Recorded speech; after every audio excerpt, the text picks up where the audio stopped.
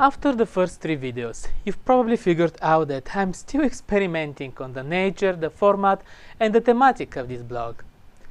These are the key elements though. It's a quest and spiritual adventure, it's a blog, it's a video, and it's about my personal experience of faith. Today, I want to give you a bit more background of where I'm coming from. I was raised and grew up as Seventh-day Adventist Christian. My childhood and my early teens were marked by the spirit of persecution in a sense that we weren't allowed to freely express and live our faith. In Muslim Morocco or communist Bulgaria, circumstances were different, but in essence, there was this urge to hold strong to your beliefs because someone wants to take them away from you. After the fall of communism, there was a great hunger for spirituality. The imposed atheism had deeply wounded the population of the whole East European bloc, and now it was a great time for evangelizing. It was a time of great enthusiasm. With a group of friends, young teenagers, we were one of the front runners in helping the organization and propaganda of these events. It was an exciting time. We spent days and nights distributing invitations, gluing posters, traveling from one end of the country to the other, helping in spreading our beliefs. I grew up in a Christian environment with lots of young people. We shared the bigger portion of our daily lives. We had lots of spiritual activities, tons of social gatherings and sport initiatives. We went deep in theological researches. We had study groups on Daniel and Revelations, the books of Hebrews, the Lamentation of Jeremiah, Paul's writings, you name it. We were not pastors, but we were preaching to small and large congregations on a regular basis. The church had a lot of problems, but from one end of the country to the other, we were one big family. We knew each other. Going to church was like going to a family gathering. And then I migrated to Canada. As every migration, it was not easy, and there were many challenges. But one of the most difficult experiences was the spiritual one. It was like someone took from my world that I just described, the friends and the family, removed the security and everything that I was used to.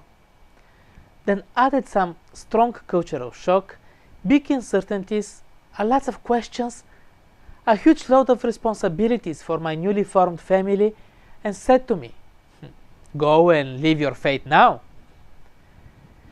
Well, we were going to church as we used to, but it was not the same.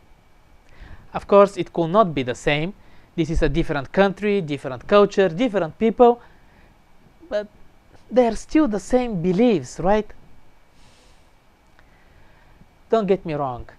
The people were nice people, good people. The pastors were good pastors, very good pastors. But somehow, for the first time in my life, I felt hungry, spiritually hungry. It wasn't for knowledge. I don't want to brag, but I knew the doctrines. I knew our truths. I believed them and still believe them. But there was something missing. I didn't know what it was. And these were few painful years. God was doing wonders in our lives. He has been opening doors and leading us in ways we could never imagine. But there was still this feeling of unsatisfied hunger and thirst in the spiritual domain. A few years ago, the church that I was visiting had the Easter program, and somehow I decided I want to go and videotape it. I was just getting into this live webcasting thing and I wanted to experiment. I took my camera and my laptop, fixed myself on a good spot and started recording and streaming the Wednesday to Sunday presentations. Nobody was watching online, but I was streaming. I wasn't expecting to learn anything new. Come on. I think that I have heard and read pretty much everything that could be said on the subject. What could I learn from this old, half-dead pastor? Sorry, did I really say that? It's true. Pastor Fa Robin was suffering from very advanced cancer, and He died little time after this series. He had his feet amputated because of the cancer and was standing on artificial legs every night during this series. Can you imagine the pain? Doing one simple thing, lifting up Christ and witnessing his love for him. I can't explain it, but suddenly, during these meetings, my thirst got quenched and my hunger satisfied. It wasn't a special revelation. It wasn't a new truth, not some amazing discovery.